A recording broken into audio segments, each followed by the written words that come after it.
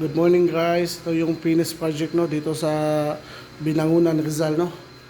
So, i-search nyo lang guys, Villa Tamara Resort. So, dito na kayo mag-dine in. Ito yung Island Jewelry.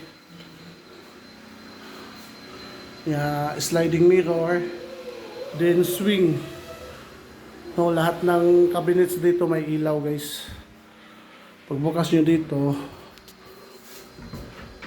yan, may naka-LED lights yan sa loob. Ito rin. LED lights yan. Lahat, pati sa taas. Pati sa taas. Yan.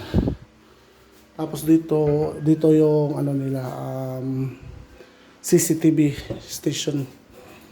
Yan, CCTV station. Yan. Dito naman sa master guys, meron silang TV rack. Yan. Yan po yung TV rack. Yan. Then headboard, ito po yung headboard no na ginawa namin dito. Both side open shelves. Yan.